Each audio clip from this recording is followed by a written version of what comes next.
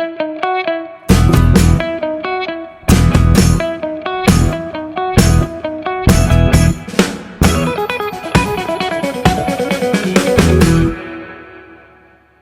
नमस्कार।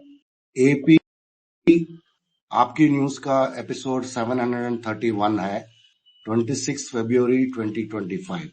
आम आदमी पार्टी चैलेंजिंग द स्टेटस को, shaking up system, creative destruction in the Indian politics, AP governments, leaders in governance, public policy entrepreneur governance, AP opposition role responsible fighting for people's issues, boldly resisting the wrong policy. Please follow Aapki News on X @newsAAPKE and also watch and share YouTube channel AKN TV India. Delhi का समाचार। आतिशी ने BJP का जो दलित विरोधी और सिख विरोधी जो stance है उसको उन्होंने पर्दाफाश कर दिया कल, क्योंकि रेखा गुप्ता जो सीएम है उनकी ऑफिस से बाबा साहब अंबेडकर और शहीद भगत सिंह का फोटोग्राफ्स निकाल के वहां प्राइम मिनिस्टर और प्रेसिडेंट का फोटो लगा दिए और इसके ऊपर बहुत ज्यादा बवाल हुआ है असेंबली में और बाहर भी। कि दलित विरोधी मानसिकता है, सिख विरोधी मानसिकता है। बाबा साहब भीमराव अंबेडकर कौन है? वो व्यक्ति हैं जिन्होंने भारत को संविधान दिया। बाबा साहब भीमराव अंबेडकर वो व्यक्ति हैं जिन्होंने दलितों को अधिकार दिया। शहीद आजम भगत सिंह वो व्यक्ति हैं जिन्होंने 23 साल की उम्र पर जान गंवा दी भारत को आजादी दिलाने के लिए। लेकिन भारतीय जनता पार्टी ने सरकार में आते ही मुख्यमंत्री कार्यालय से बाबा साहब भीमराव अंबेडकर की तस्वीर हटा दी। आप बैठिए मैडम, बैठिए। भगत सिंह की तस्वीर हटा दी। ये भारतीय जनता पार्टी का मनजिंदर सिंह सिरसा जी अपने विचार रखेंगे। बहुत बड़ा प्रोटेस्ट किए थे, बहुत स्ट्रॉन्ग प्रोटेस्ट किए आम आदमी पार्टी का एमएलए ने, और सदन में कई सारे स्लोगन्स किए थे और बाहर आके उन्होंने दिखाया लोगों को, पहले ऐसा फोटोग्राफ्स और अभी ऐसा कर दिया इन लोगों ने। बीजेपी जो भगत सिंह का और डॉक्टर अंबेडकर का जो फोटोस निकाले हैं उसमें क्या प्राइम मिनिस्टर मोदी को ये समझते हैं कि बाबा साहेब से बड़े हैं? ये पूछ रही है असेंबली में लीडर ऑफ अपोजिशन आतिशी। हटा दी गई है। भारतीय जनता पार्टी को लगता है कि प्रधानमंत्री नरेंद्र मोदी जी बाबा साहब से बड़े हैं। क्या वो शहीद आजम भगत सिंह से बड़े हैं? ये अहंकार भारतीय जनता पार्टी का, ये सिख विरोधी चेहरा, ये दलित विरोधी चेहरा देश के सामने आ गया। बीजेपी ने इंसल्ट किया था डॉक्टर अंबेडकर को और भगत सिंह जी को। अंबेडकर जी ने हमारा देश का सबसे वर्ल्ड का बेस्ट कॉन्स्टिट्यूशन दिया है और कई सारे दलित और पिछड़े जात के वो रोल मॉडल है। कितना अच्छा पढ़ाई किया उन्होंने। वैसे शहीद आजम भगत सिंह जी अपना 23 इयर्स में ही अपना जान को कुर्बान करके देश का आजादी के लिए लड़े थे। आज इन्होंने बाबा साहब भीमराव अंबेडकर का अपमान किया है। इन्होंने शहीद आजम भगत सिंह का अपमान किया है। बाबा साहब अंबेडकर वो व्यक्ति हैं जिन्होंने हमारे देश को संविधान दिया, जिन्होंने दलितों को बराबरी का अधिकार दिया। शहीद आजम भगत सिंह वो व्यक्ति हैं जिन्होंने 23 साल की उम्र पर फांसी पे चढ़कर इस देश की आज़ादी के लिए अपनी जान कुर्बान कर दी। लेकिन भारतीय जनता पार्टी, और आप दोनों फोटोज एक साथ देख सकते हैं, भारतीय जनता पार्टी ने दलितों का अपमान करते हुए, बाबा साहब भीमराव अंबेडकर का अपमान करते हुए, सिख समुदाय का अपमान करते हुए, शहीद आजम भगत सिंह का अपमान करते हुए बाबा साहब की और शहीद आजम भगत सिंह की फोटो सीएम कार्यालय से हटा दी है। इस बात का आम आदमी पार्टी पुरजोर विरोध करती है और इसका विरोध हम सड़क से लेके सदन तक जरूर करेंगे। एमसीडी में आम आदमी पार्टी बहुत अच्छा काम कर रहे हैं। कल ये ऐलान हुआ एमसीडी का मेयर और राज्यसभा मेंबर संजय सिंह के द्वारा कि हम 24-25 का जो फाइनेंशियल ईयर है इसमें 100 गज के नीचे जो लोग घर बनाए हैं उनका हाउस टैक्स पूरा माफ किया जाएगा और 100 गज से 500 गज में जो लोग घर बनाए हैं उसका टैक्स जो है आधा किया जाएगा। ये चीज जो है कल अनाउंसमेंट हुआ है, एमसीडी में काम शुरू हुआ है। बहुत अच्छी काम हो रहे हैं, बहुत अच्छी चीज़ें ग्राउंड पर उतर रही हैं। सबसे महत्वपूर्ण चीज़ रहा कि एमसीडी के जो कर्मचारी थे जिनको कभी समय पे वेतन नहीं मिलता था, आखिरी बार उनको वेतन 2008-2009 में मिला था, उन कर्मचारियों को आज महीने की पहली तारीख को वेतन मिलता है, क्योंकि अब एमसीडी की फाइनेंशियल स्थिति अब बेटर हो रही है, बेहतरीन हो रही है। जहां पहले एमसीडी घाटे में रहती थी, भ्रष्टाचार में रहती थी, अब वो एमसीडी फायदे में आने लग गई है। तो इसका एक बहुत बड़ा निर्णय, जैसे संजय भैया ने बताया, अरविंद केजरीवाल जी के निर्देश पे सभी पार्षदों ने मिलकर ये निर्णय लिया है कि दिल्ली के अंदर बहुत सारे लोग का पिछले 10 साल से, 15 साल से, 12 साल से हाउस टैक्स बकाया पड़ा हुआ है और वो एक तरीके से सिस्टम के तहत ब्लैकमेल हो रहे हैं। उनको अधिकारी जाता है, ब्लैकमेल करता है, परेशान करता है, उनसे पैसे लेता है और इससे जो पैसा एमसीडी के ऑफिस में आना चाहिए, एमसीडी के अकाउंट में आना चाहिए, वो एमसीडी के अकाउंट में ना जाकर भ्रष्टाचार की तरफ चला जाता है। तो एक बड़ा फैसला लिया है कि अगर आप पिछले 1 साल का हाउस टैक्स अगर आप जमा करा देते हैं तो पुराना जो भी आपका हाउस टैक्स है वो पूरी तरह से हम माफ कर देते हैं। तो 24-25 वाले सेशन का अगर आप हाउस टैक्स टाइमली जमा करा देते हैं तो उससे पहले का जो भी आपका हाउस टैक्स है उसको पूरी तरह से माफ करते हैं। 100 गज से कम घर जितने हैं उनका हाउस टैक्स पूरी तरह से इस सेशन में, अब जो अगला वित्तीय वर्ष होगा 2025 से 2026 वाला वित्तीय वर्ष होगा, उसके अंदर 100 गज से नीचे वाले मकानों का जो हाउस टैक्स है उसको कंप्लीटली माफ कर रहे हैं, उसको जीरो कर रहे हैं। साथ ही साथ 100 गज से जो 500 गज के मकान हैं उनका हाउस टैक्स हम हाफ कर रहे हैं। तीसरी चीज, बहुत सारी रेजिडेंशियल इलाके में जो दुकानें चल रही हैं उनको ऊपर बहुत ज़्यादा टैक्स लगाए जाते हैं, हाउस टैक्स लगाए जाते हैं, उनको परेशान किया जाता है, जिससे एक बहुत लार्ज स्केल पर लोगों को परेशानी होती है। तो उनका हाउस टैक्स पूरी तरह से माफ कर रहे हैं 2025-2026 सेशन का।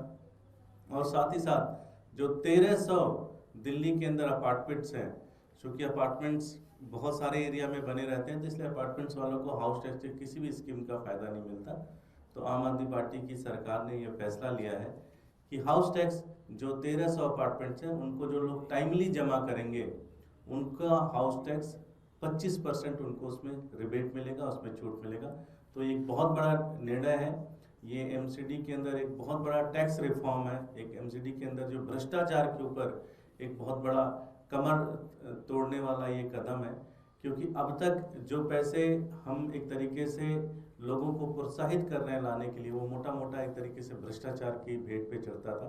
तो हम लोगों को इनकरेज करेंगे कि वो स्कीम का फ़ायदा लें। हमारा हाउस है 25 तारीख को, इस हाउस के अंदर इस पूरे सारे प्रस्ताव को हम पास करके और जल्द ही जल्द इसको दिल्ली के अंदर इम्प्लीमेंट करेंगे और पूरी दिल्ली के लोग जो हमारा वित्तीय वर्ष 2025-2026 होगा उसके अंदर इन सारे चीज़ों का फ़ायदा उठा सकते हैं। और साथ ही साथ अभी के इम्प्लीमेंट होने के बाद जो भी इसका टाइमलाइन बनेगा उसके अंतर्गत आप इस पूरी स्कीम का फ़ायदा उठा सकते हैं। आम आदमी पार्टी ने महिलाओं का दिल्ली में उनके लिए काम कर रही है।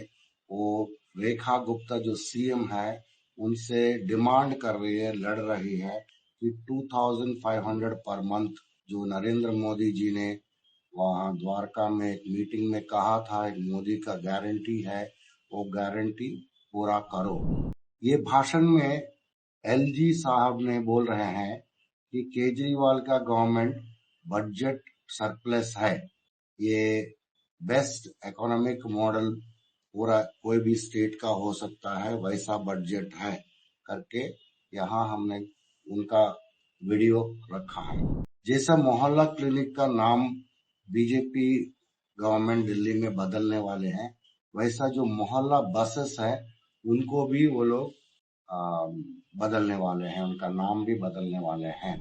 जब आप दिल्ली का रॉयट्स जो हुआ है 2020 में, उसका अगर आप हिस्ट्री देखेंगे तो वो अगर लिखा जाएगा हिस्ट्री तो ये बहुत ही काला दिन होगा।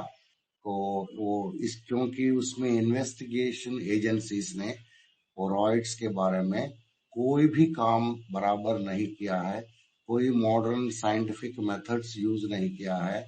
ये बहुत बड़ा फेल्यूर है जो डेमोक्रेसी में ये चीज हुआ। अभी पिछले 2 महीने में 758 FIRs जो दर्ज हुए थे दिल्ली रॉयट्स के ऊपर 2020 में, उसमें से 80% जो है सभी लोग जिनके ऊपर आरोप था वो लोग छूट गए और सभी डिस्चार्ज ऑर्डर्स कई सारे दिए गए हैं। और ऊपर से कोर्ट ने पुलिस को इतना फटकार लगाया, इतना क्रिटिसाइज किया कि ये क्या इन्वेस्टिगेशन है। तो इससे फुल प्रूफ पता चलता है 758 FIR में से 80% जो है एकदम फर्जी निकला और फटकार भी मिला। ये BBC हिंदी का एक इन्वेस्टिगेशन है। अब पंजाब का समाचार में आते हैं। पटियाला में एक स्पोर्ट्स कॉम्प्लेक्स इनॉग्रेशन किया गया है। उसमें जो डॉक्टर्स, जो मेडिकल कॉलेज के डॉक्टर्स हैं, वो लोग अपना फिटनेस के ऊपर काम करते हैं। इसके अंदर कई सारे फैसिलिटीज है। स्पोर्ट्स कॉम्प्लेक्स का इनॉग्रेशन हुए doctor Balbir Singh health minister Punjab ने कहा था। एक MOU साइन हुआ है, तो एक NCDC दिल्ली उनके साथ और अमृतसर में डिसीज कंट्रोल को स्ट्रेंथन करने के लिए 10 मोबाइल मेडिकल बस यूनिट्स को फ्लैग ऑफ किया था। इसमें हंस फाउंडेशन एक NGO है, उन्होंने quality health care to villages in Mansa and Bathinda में और मानसा में हेल्थ केयर को आगे बढ़ाने के लिए ये काम आएगा। ये भगवंत मान नेतृत्व में ये काम हुआ। आपको मालूम है कि संत सीचेवाल जो MP है राज्यसभा का पंजाब में, उनका नेतृत्व में 3 विलेजेस में, गांव में एक वहाँ का जो कैनाल्स रहते हैं और वो सभी को क्लीन किया गया है। और ये भी बताया गया कि बुद्धा दरिया लुधियाना पंजाब, वहाँ से इंडस्ट्रीज से कोई भी आके कोई भी वहाँ का पोल्यूशन करने वाला जो फैक्ट्रियों में जो वेस्ट है उसको अगर ये इसमें डंप करेंगे पानी में तो हम बहुत स्ट्रिक्ट एक्शन लिया जाए। तो ये वाटर पोल्यूशन के ऊपर पंजाब का काम है। एक बटाला में पुलिस है, उनका नाम है जगराज सिंह। इन्होंने क्या किया, एक कैनाल में एक कोई डूब रहे थे तो उन्होंने इमीडिएटली डाइव करके उनको बचा लिया है। मैं जी ऐसा पोस्टिंग सी पुलिस स्टेशन किला लाल सिंह ड्यूटी ਤੇ ਤੈਨਾਤ ਸੀ। 31 ਤਰੀਕ ਜਨਵਰੀ ਦੀ ਗੱਲ ਹੈ। ਸਾਡੇ 7 ਵਜੇ ਦੀ ਰਾਤ ਦੀ ਗੱਲ ਹੈ। ਇੱਕ ਲੜਕੀ ਨੇ ਸਾਡੇ ਥਾਣੇ ਦੇ ਨਾਲ ਹੀ ਨਹਿਰ ਲੰਘਦੀ ਹੈ, ਉਸ ਪੁਲ ਦੇ ਉੱਤੋਂ ਛਾਲ ਮਾਰ ਦਿੱਤੀ, ਜਿਸ ਨੇ ਮਤਲਬ ਛਾਲ ਮਾਰਨ ਤੋਂ ਬਾਅਦ ਬਚਾਓ ਦੀ ਆਵਾਜ਼ ਸੁਣੀ ਤਾਂ ਮੈਂ ਡਿਊਟੀ ਤੋਂ ਭੱਜ ਕੇ ਪੁਲ ਲਾਗੇ ਜਦੋਂ ਜਾ ਕੇ ਦੇਖਿਆ ਤਾਂ ਕਰੀਬ ਪੁਲ ਦੇ ਉੱਪਰ ਪਬਲਿਕ ਦੇ 100 ਤੋਂ ਕਰੀਬ ਪਬਲਿਕ ਖਲੋਤੀ ਹੋਈ ਸੀ। ਜਦੋਂ ਮੈਨੂੰ ਪਤਾ ਰੌਲਾ ਪਿਆ ਕਿ ਕੁੜੀ ਨੇ ਛਾਲ ਮਾਰ ਦਿੱਤੀ ਹੈ, ਮੈਂ ਮੌਕੇ 'ਤੇ ਵਰਦੀ ਵਿੱਚ ਸੀ। ਮੈਂ ਬਿਨਾਂ ਕਿਸੇ ਡਰ ਤੋਂ ਉਸ ਨਹਿਰ ਦੇ ਵਿੱਚ ਛਾਲ ਮਾਰ ਕੇ ਉਸ ਲੜਕੀ ਨੂੰ ਬਚਾਇਆ ਜੀ। ਦੇਖੋ ਇਹ ਮੇਰਾ ਫਰਜ਼ ਸੀ, ਮੈਂ ਆਪਣੇ ਫਰਜ਼ ਤੋਂ ਪੂਰਾ ਕੀਤਾ ਹੋਇਆ ਵਾ। ਇਹ ਨਹੀਂ ਹੈ ਮੈਂ ਡਿਊਟੀ ਦੇ ਵਿੱਚ ਤੈਨਾਤ ਹਾਂ ਜਾਂ ਮੈਂ ਕਿਤੇ ਸਿਵਲ ਦੇ ਵਿੱਚ ਆਪਣੇ ਪ੍ਰਾਈਵੇਟ ਕਿਤੇ ਵੀ ਮੌਕਾ ਮੈਨੂੰ ਮਿਲਦਾ ਮੈਂ ਪਬਲਿਕ स्पोर्ट्स जो complex government medical college Patiala में जो लगा है उसमें एयर कंडीशन फीचर्स भी हैं, state of art badminton courts हैं, टेबल टेनिस फैसिलिटीज है, जिम है। ये सभी चीजों का हमने यहाँ फोटो दर्ज 33 महीने के बाद लहरा मोहब्बत एक यूनिट है, वहाँ 210 मेगावाट्स का जो इलेक्ट्रिसिटी प्रोड्यूस करने वाला जो यूनिट है उसको रिवाइव किया गया। इसका मतलब ये अभी अच्छे से काम करना शुरू करेगा और उसके पास कोल स्टॉक भी है, 29 डेज के लिए अवेलेबल है। और ये लहरा मोहब्बत प्लांट जो है अभी शुरू हो जाएगा। मोहाली कॉलेज का जो पार्टनरशिप हुआ है जापान ग्रुप के साथ, तो ये एक नया चीज ओपन कर सकते हैं पंजाब का स्टूडेंट्स को, जापान जाके वहाँ पढ़ाई करके नौकरी भी वो लोग कर सकते हैं। अभी न्यूज दैट मैटर्स में आते हैं।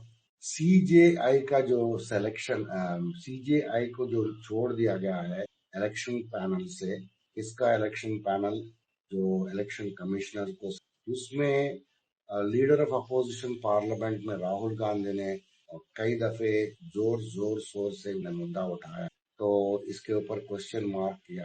तो राजदीप सरदेसाई जर्नलिस्ट भी इसी के ऊपर बहुत उम्दा कह रहे हैं वीडियो में। उत्तराखंड की समाचार इस प्रकार है, वहाँ का लोकल ग्रुप्स जो है वो लैंड लॉस फॉर आउटसाइडर्स, इसके बारे में कई सारे रिस्ट्रिक्शंस किए हैं। हम बाहर वाले लोग आके उत्तराखंड में जगह नहीं खरीद सकते हैं, ये सभी चीज भारतीय जनता पार्टी ने बोला था। लेकिन उन्होंने क्या किया, एक Uttar Pradesh zamindari abolition and land reforms act 1950, उसमें ऐसा चेंजेस कर दिया गया है ताकि ये पूरा वायलेट हो सकता है। वहाँ लैंड परचेज आराम से कर सकते हैं और वहाँ एग्रीकल्चर लैंड धीरे धीरे कम हो जाएगा और पर्टिकुलरली वो जो पहाड़ एरिया है वहाँ पूरा बड़ा बड़ा बिल्डिंग आ सकता है। वैसा उन्होंने गवर्नमेंट ने, बीजेपी गवर्नमेंट उत्तराखंड में चेंज कर। ये कोई इंडिया का लोगों के ऊपर एक बहुत ही गंदा जोक मारा गया है। आप ये सुनिएगा। एक बुलेट ट्रेन बोल के एक प्रोजेक्ट शुरू, उसमें उसका जो खर्चा आएगा 1,08,000 करोड़, ताकि ये जो कवच बोल के एक सिस्टम है जिससे जो रेलवेज में इतने सारे एक्सीडेंट्स हो रहे हैं उसको रोक सकते, उसके लिए सिर्फ 63,000 करोड़ का खर्चा है। लेकिन ये जो एक्सीडेंट्स को रोकने के लिए और लोगों को बचाने के लिए वाला जो चीज है जो 63,000 करोड़ में हो सकता है, उसको नहीं करेंगे। हम बुलेट ट्रेन बनाएंगे 1,08,000 करोड़ इस पर। ये हिपोक्रेसी है और रेलवे मिनिस्टर का और बीजेपी गवर्नमेंट गुजरात में जो ट्राइबल बच्चे हैं उनका खाने से भी वो चीटिंग कर रहे हैं। इसके ऊपर एक आम आदमी पार्टी का चैतर वसावा ने एक रिपोर्ट यहाँ दिया है। आदिवासी बच्चों के लिए जो खाना देते हैं, आटा देते हैं, उसमें भी ये लोग करप्शन कर रहे हैं गुजरात में बीजेपी का। ज्यादा से ज्यादा जो वर्कर्स रहते हैं इंडिया में, वो लोग बहुत ही लंबा समय तक काम करते हैं उनका लाइवलीहुड के लिए। रीजन क्या है, इंडिया का जो इंडस्ट्रीज हैं वो कॉम्पिटिटिव एडवांटेज छोड़ के उसमें चीप लेबर जो मिलता है उसी का वो लोग फायदा उठाते हैं, लेकिन इंडस्ट्री में कोई इनोवेशन नहीं करते हैं। जब तक आप इंडस्ट्री में इनोवेशन नहीं करोगे तो आपको आगे नहीं बढ़ सकते। सिर्फ आपका वर्कर्स को लंबा समय तक काम करा के वो जो सस्ते में जो लेबर मिलते हैं उसी का फायदा इंडस्ट्री उठा सकती है, लेकिन आगे देश को आगे नहीं बढ़ा सकती। इसके ऊपर एक बहुत ही अच्छा आर्टिकल हमने दिया है, यहाँ आप पढ़ सकते। इलेक्शन कमीशन ने सुप्रीम कोर्ट को एक जवाब देना था। वो जवाब क्या है कि आप वोट को जो टैंपरिंग किया है महाराष्ट्र में, तो ये आप कोर्ट ने बोला कि हमको ये चीज हमको लाके दो और इसको जवाब दो, क्योंकि तुमने ऐसा कैसा कर दिया। 5 5 बजे के बाद इतने सारे वोट्स बढ़ गए, कैसे बढ़ गए? अगर 5 बजे के बाद वहाँ का जो कैमरास वगैरह पूरा हटाया गया, वहां से कोई डेटा निकाला गया, कोई डेटा नहीं है, इसके ऊपर जवाब दो बोलने से अभी 17-18 दिन हो गया, उन्होंने जवाब नहीं दिया।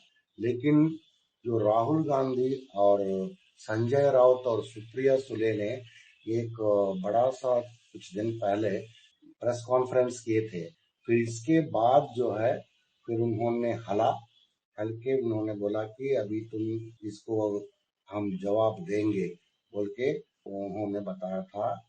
इसका मतलब ये निकला कि आप जब तक जोर शोर से नहीं बोलेंगे, अपोजिट बीजेपी गवर्नमेंट मनमानी चालू रहे। अभी कुछ समय के पहले हमने बुलेट ट्रेन प्रोजेक्ट के बारे में बात कर रहे थे, उसका अभी तक दो डेडलाइन जो मोदी जी ने दिया था कि 2022 तक आपका बुलेट ट्रेन चलने लगेगा बिटवीन बॉम्बे एंड अहमदाबाद, वो हुआ नहीं है।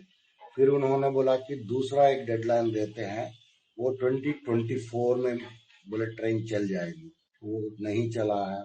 फिर जिसका जो बॉडी है master implementation plan national high speed rail corporation limited, वो जो बनाया गया, वो बोल रहे हैं कि एक अगस्त 2021 में एक रिपोर्ट सबमिट किया था जापान को। वो बोला था कि ये बुलेट ट्रेन प्रोजेक्ट जो है 6 साल और लगेगा। तो रेलवे मिनिस्टर अश्विनी वैष्णव बोला कि बुलेट ट्रेन का प्रोजेक्ट बहुत सेटिस्फैक्टरी, अच्छा चल रहा है। मतलब इन्हीं लोगों का जो गवर्नमेंट का जो बॉडी रहता है वो जापान को बोल रहे और 6 साल लगेगा, और अश्विनी वैष्णव जो रेलवे मिनिस्टर बोल रहे हैं कि बुलेट ट्रेन का प्रोजेक्ट बहुत बढ़िया चल रहा है, उम्दा चल रहा है। तो कोई शर्म नहीं है, 2 दफे उनका डेडलाइन पास हो चुका है, और तुम्हारा गवर्नमेंट बॉडी खुद ही जापान को बोल रहे हैं कि ये और 6 साल लग सके। और ये बहुत ही गंदी तरीके से इंडिया का जो रेलवे पैसेंजर्स है, जनता है, उसके ऊपर एक जोक मारा गया। पिछले 10-11 साल से ये बोला जा रहा है कि 1,08,000 करोड़ से हम बुलेट ट्रेन बनाएंगे, किसको फायदा होगा? सिर्फ बॉम्बे और अहमदाबाद जाने वाला के लिए। वो कितने रहेंगे और उसका खर्चा कितना आएगा, उसका कितना टिकट रहेगा, और कितने लोग ट्रैवल करेंगे ओवरनाइट फ्लाइट छोड़ के। ये कोई छोटी मोटी चीज नहीं है, इसके ऊपर इतने बड़ा मुहिम चलाना चाहिए लोग, और अपोजिशन कोई कुछ बोला नहीं अभी तक ज्यादा। तो ताकि इतने सारे रेलवे एक्सीडेंट हो चुके हैं, इतने सारे लोग मर गए हैं, उसका रीजन दिया जाता है कि ये कवच जो प्रोजेक्ट है, जो सिग्नलिंग सिस्टम को ठीक करती है और उसको रोकती है, वो चीज जो है उसका खर्चा के लिए पैसे नहीं है, बजट नहीं है।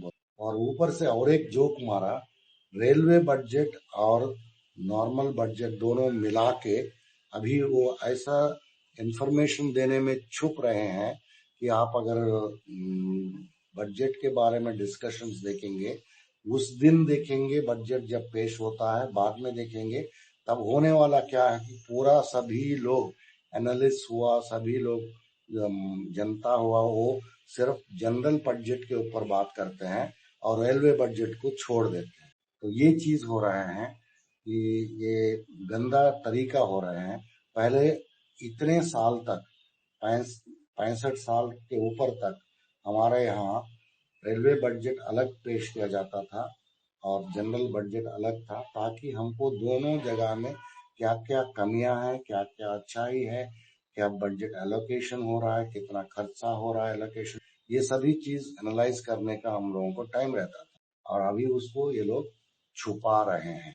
तो आज का समाचार यहीं समाप्त होता है, और दीपिका शर्मा ने आपको जो दिल्ली का जो मॉडल है, जो इंडिया पूरे में उसको इम्प्लीमेंट किया जा सकता है, गवर्नमेंट का मॉडल जो सक्सेसफुली इम्प्लीमेंट किया गया, उसके बारे में ओवर टू दीपिका शर्मा।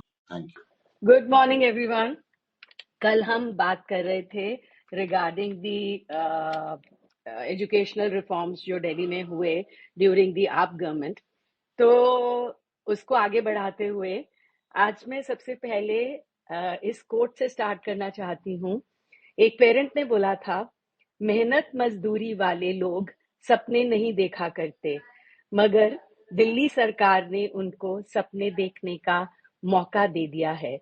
अब सब खूब बड़े बड़े सपने देखते हैं।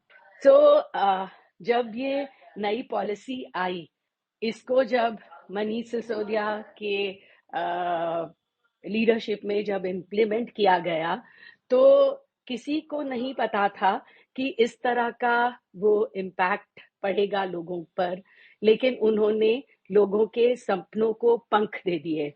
लोग सपने देख सकते हैं, ऐसा उनको लगने लगा। तो ये एक बहुत बहुत बड़ी चीज। मैं ये बताना चाहती हूँ कि स्कूल एजुकेशन में, जैसे हमने कल बात की थी कि स्कूल एजुकेशन पूरे एजुकेशन सिस्टम का एक बहुत वीक लिंक होता है, तो इस पे बहुत सारा काम हुआ। साथ ही साथ जो दिल्ली गवर्नमेंट के अंडर जो इंस्टीट्यूशंस आते हैं, हायर एजुकेशन और टेक्निकल इंस्टीट्यूशंस, वो भी, उसमें भी जो सीट्स की कैपेसिटी थी वो बढ़ी। 84,000 से लेके 1.6 लाख तक आई इन 2023-24। ये जो था, ये 90% का राइज था। दिल्ली स्किल और एंटरप्रेन्योरशिप यूनिवर्सिटी भी खुली इन 2020। इसका जो करिकुलम था वो इंडस्ट्री पार्टनर्स के साथ मिलकर बनाया गया। जिस तरह के उनको लेबर्स, जिस तरह के स्किल्स उनको चाहिए थे अपनी इंडस्ट्री के लिए, उनके साथ मिलकर वो करिकुलम बना। और उससे बहुत अच्छी बात इसलिए थी कि ये जो करिकुलम बनेगा इंडस्ट्री की नीड्स के हिसाब से, तो यहाँ से जो बच्चे निकलेंगे, ग्रेजुएट्स निकलेंगे, उनको एम्प्लॉयमेंट मिलेगा।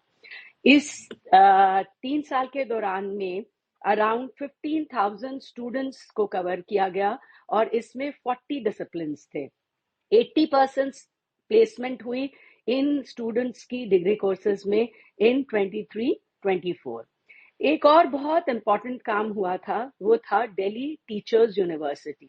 ये पहला इंस्टीट्यूट था जो कि जिसको वर्ल्ड में ग्लोबली इसकी रिकग्निशन हुई कि एक ऐसी यूनिवर्सिटी बनी है टीचर्स के लिए, उनके ट्रेनिंग के लिए, जो कि आईआईटी और आईएम्स की बराबरी कर सकती है इन एजुकेशन फील्ड। नाउ इसमें क्या था, एजुकेशन के ऊपर स्टडीज, लीडरशिप, पॉलिसीज के ऊपर पढ़ाई होगी, इस पर बात होगी। यहीं पे बात खत्म नहीं होती।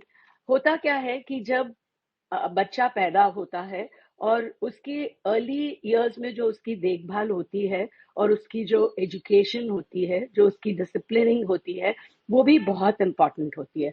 तो उसको नजर में रखते हुए करीब 300 दिल्ली स्कूल्स में नर्सरी क्लासेस शुरू की और एजुकेशन करिकुलम भी बनाया गया जो कि आंगनवाड़ी के लिए है, ताकि स्टार्टिंग से ही बच्चों के ऊपर जो हमारी केयर है, जो हमारा उनको सिखाने का एक जज्बा है, वो भी आगे बढ़े। ये सब इसलिए भी बहुत इम्पोर्टेंट है क्योंकि आप जब यूनाइटेड नेशन की रिपोर्ट्स को देखें तो उसमें आप पाएंगे कि इंडिया का जो रैंक है ओवरऑल ह्यूमन इंडाइसिस में नीचे आया है। हम इन 10 सालों में 130 पे थे इन 2014 में, जो कि हमारा अभी नीचे आके हम 134 हो गए हैं इन 23-24। ग्लोबल हंगर इंडेक्स में इंडिया का जो रैंक है वो 111 है out of 125 countries. Similarly world economic forum की एक स्टडी है जो ये बताता है कि जेंडर गैप इंडेक्स में भी हम 129 हैं out of 146 countries. Human development indices में बांग्लादेश जो है हमसे 129 स्पॉट्स ऊपर है। चाइना का इसमें रैंक है 75, श्रीलंका का रैंक है 78, भूटान का 125 एंड इराक का 128। हमको सबको पता है कि 2020 में एक न्यू एजुकेशन पॉलिसी आई थी जिसने भी जो भी एजुकेशन और हेल्थ को प्रायोरिटाइज कर रही थी, उसका भी मानना यही था कि अनहेल्दी और अनएजुकेटेड, पुअरली एजुकेटेड जो आपके सिटीजन्स हैं वो कभी भी देश के लिए कुछ नहीं कर सकते हैं, उनका कंट्रीब्यूशन देश के लिए अच्छा नहीं हो सकता है। दिल्ली एजुकेशन का जो हम मॉडल था, जो हमारे दिल्ली में हमने देखा, इसको वर्ल्ड वाइड एक्लेम मिला। न्यूयॉर्क टाइम्स ने 2022 में अपने फ्रंट पेज पे दिल्ली के एजुकेशन मॉडल के बारे में लिखा, किस तरह से इसने बहुत सारे फैमिलीज को, पुअर फैमिलीज को के बच्चों को एक लेवल तक पहुंचाया, उनकी लाइफ को ट्रांसफॉर्म किया। ये एक बहुत बड़ी बात थी। ड्यूरिंग 2020 के विजिट पे प्रेसिडेंट ट्रम्प की वाइफ मेलेनिया ट्रम्प आई थी और उन्होंने भी जो हैप्पीनेस क्लासेस हैं जो कि दिल्ली गवर्नमेंट स्कूल में हो रही थी, उनके बारे में सुना था और वो एक वैसी क्लास अटेंड करना चाहती थी। So when she came president Trump के साथ 2020 में, तो उन्होंने वो क्लास अटेंड करी और उनका बहुत ही अच्छा एक्सपीरियंस रहा। पहली बार आप गवर्नमेंट ने एजुकेशन को पॉलिटिकल बोलचाल, बातचीत, जिसको हम डिस्कोर्स कहते हैं, उसको सेंटर स्टेज पे लाया। 2020 में जब वो 5 साल बाद अपना इलेक्शन लड़ रहे थे, तो वो इस बात पर वोट मांग रहे थे कि हमने आपके बच्चों के लिए स्कूल्स ठीक किए हैं, हमने आपका हेल्थ सिस्टम ठीक किया है, हमको आप इस बेसिस पे वोट दो। ये देर से जरूर हुआ है, इन 70 साल हमको लग गए आते आते स्टेज पे जहाँ पे हम एजुकेशन की बात करें, जो हेल्थ की बात करें, जो मेन मुद्दा हो इलेक्शंस का। लगा है टाइम, लेकिन अब ये आ गया है लोगों की नजर में, पॉलिटिकल लीडर्स के डिस्कोर्स में। तो अब बात एजुकेशन पे जरूर होगी और इसी तरह से हम आगे अपने सिटीजन्स को बढ़ा पाएंगे, अपने देश को बढ़ा पाएंगे। Thank you so much.